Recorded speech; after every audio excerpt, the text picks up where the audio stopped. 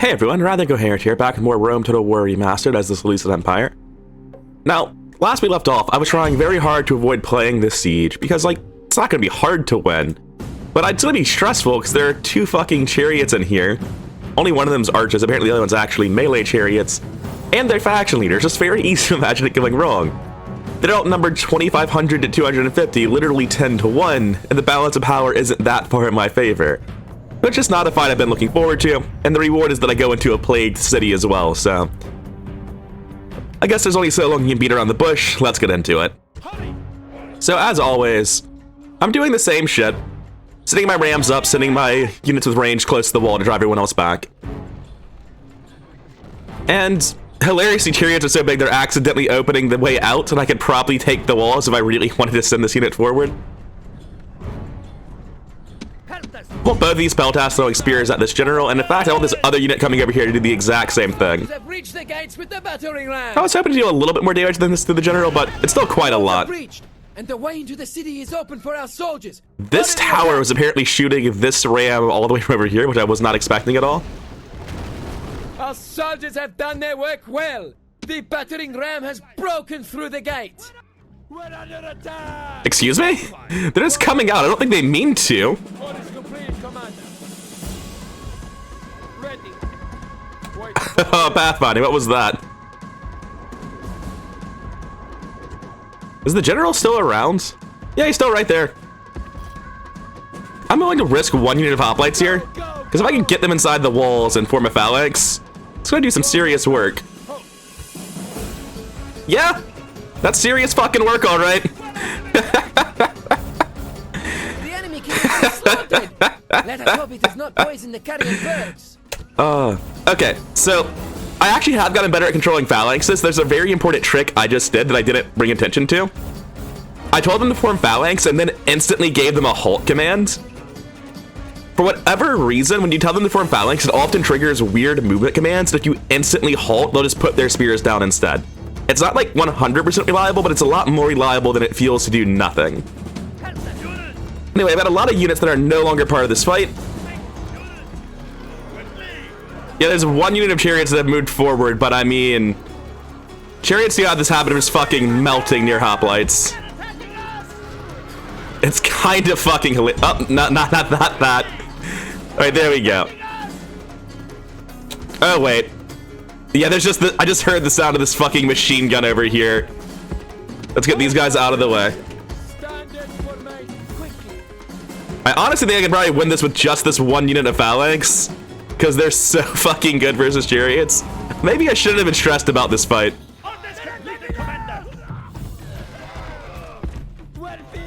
It's just brutal. They're so good against chariots.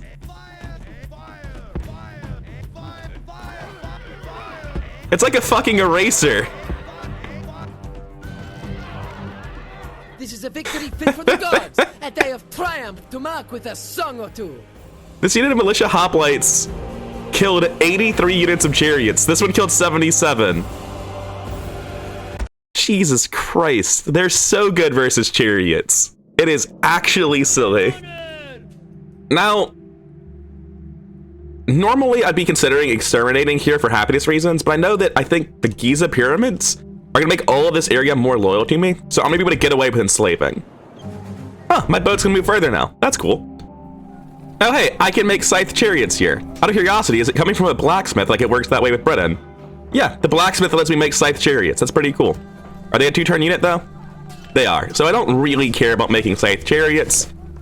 Although, compared to all my other options, maybe I care about making scythe chariots. The other options sort of suck. So I'm gonna be leaving behind just my 2 severely injured units of hoplites. Alexandria is understandably pissed about that. I'm gonna make a unit of peasants as garrison before I start making scythe chariots. I'm gonna drop the taxes to low for just this turn to make absolutely sure I don't have any problems with happiness. I'm pretty sure I wouldn't, but I want to be certain of that. And we're within striking distance of the next town, Memphis, so let's immediately get to that. And honestly, I think I would just want to build a whole lot of ladders. Like, there's units around, but nothing nearly large enough to oppose me.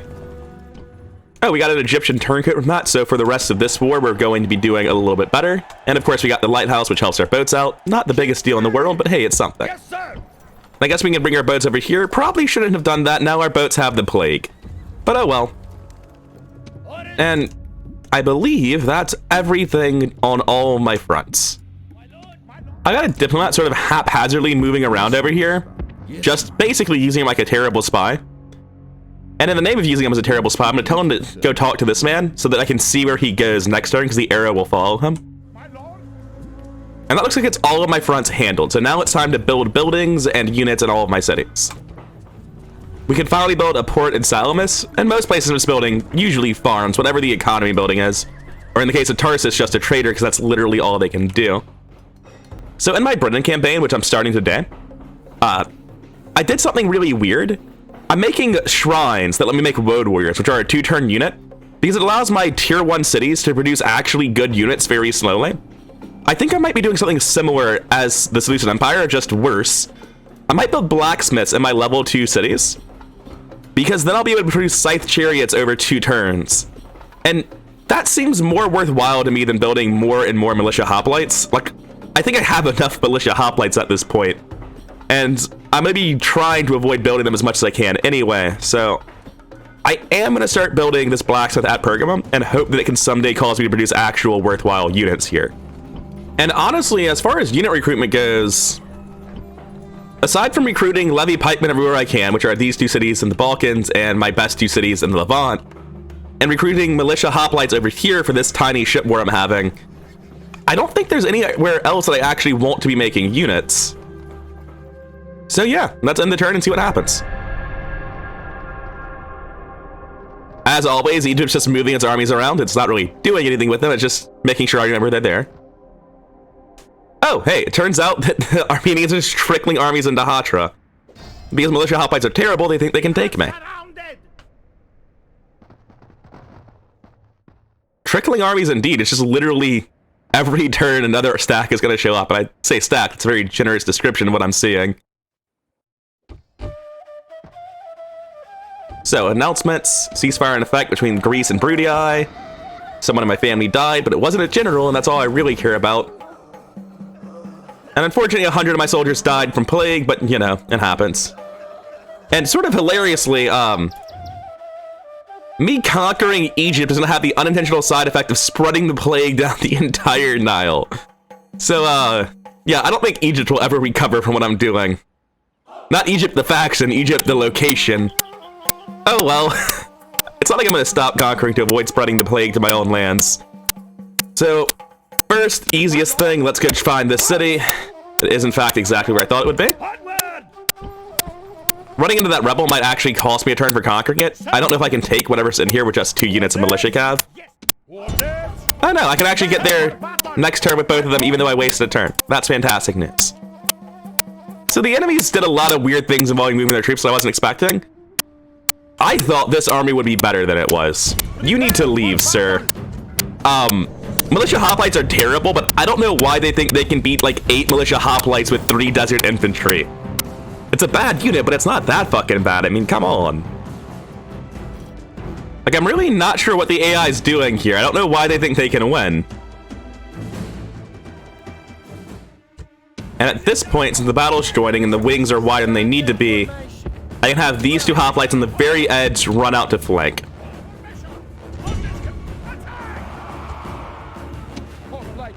I wasn't expecting that unit to rally so quickly. I was also expecting these units to choose to engage. The gods have filled the enemy generally. So yeah, I don't think we can really run much of this down on account of the fact that we're foot soldiers, but we can try. It's just brutal. Like, why did they think, did I lose men? I'm still at 100%. I lost 3 people. That's it. We're gonna exit battle. I'm not gonna try to chase down 3 more guys. Victory fit for the gods. A day of triumph to mark with a song of Killed exactly 666 men, so that's very lucky for us. And yeah, I mean, that doesn't really set Parthia back. If anything, Eastern infantry are so worthless, they're probably better off not paying for them. But it is very confusing they even tried to do that. So there goes that slight problem. This is what the AI is doing. I will just keep building militia hoplites in Hatra to stop the flood of Armenian units. It's kind of hilarious that's happening here. Next, we have a Parthian army that needs to die. Prepare for battle. Victory and honor. Oh! That's a 4 straw out if I can take it.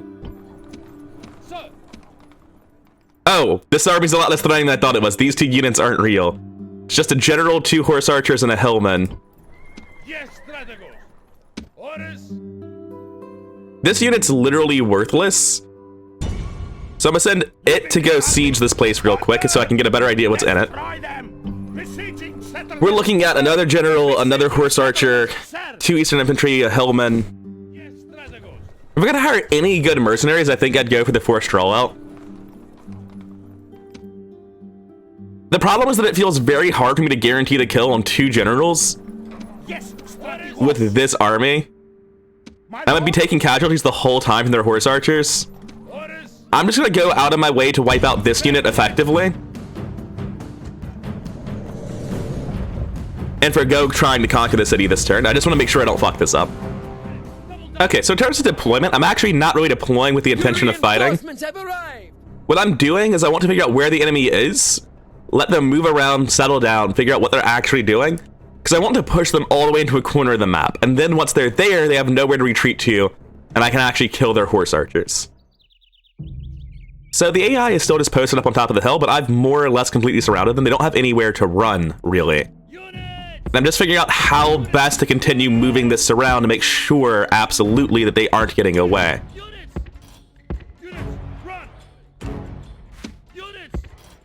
Because once I start getting fired on, I don't really have a choice but to continue the fight.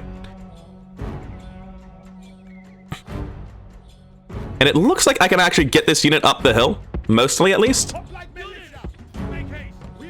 Okay.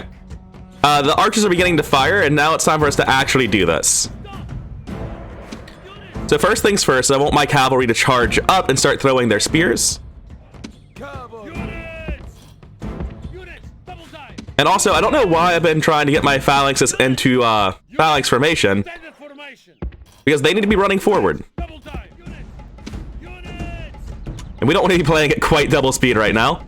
Seems very easy for shit to go wrong if I do that. Oh, 2 of my phalanxes are still in phalanx formation, so they're not really doing much. I'm not really sure the best way to do this. It probably involves this cavalry getting behind the enemy, doesn't it? Let's see if I can't have my generals just charge into all of this.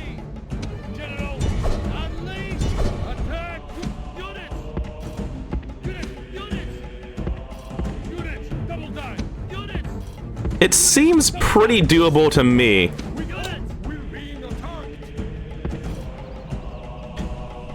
They're just hurling so many spears at this 2 guys and accomplishing nothing somehow. It looks like this horse archer group has decided to try to engage in melee with my Jav Cav. So they basically just pinned themselves and thrown their lives away.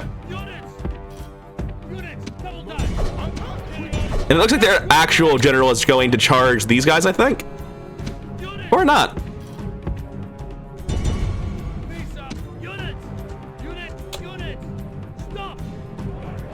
Putting all of these into phalanx formation so they can actually kill this cavalry. Here, everyone's just collapsed on this man, sort of unintentionally because I fucked up, but hey, it's fine. Those horse archers were doing surprisingly well against most of the hoplites, but things are under control now. It looks like everything is more or less going to plan. Some of these horse archers are getting away. Some of these will likely get away. We'll probably get their general since currently he's fighting to the death. I'm gonna have these guys charge over here with the exception of this group of 39, which I'm gonna tell to run down the hillmen. Did just the general get away? No, he didn't. Now he flees the field like a cow. My general's gonna join against the horse archers. Everyone else is just going to run after him because they have javelins and can make sure he dies.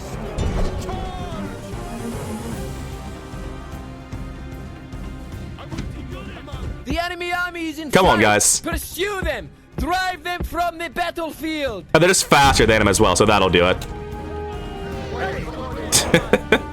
That cutscene, it looks like he just ran into the tree. This is a heroic victory, worthy of Greek soldiers. Okay. I don't know if 78 Alive actually wipes out the stack. I think even against just this army with complete control of the fight, I might have failed to kill them all. So that makes me feel good about not going for the forced draw out. Yeah, there's still a unit left. So now we can start the siege, build some rams, and finish them off next turn. It looks like Pontus is trying to move forward and get stuff done over here, but I don't really find myself caring too much about that. Like, I just don't think they can beat militia hoplites in a fight with what they have.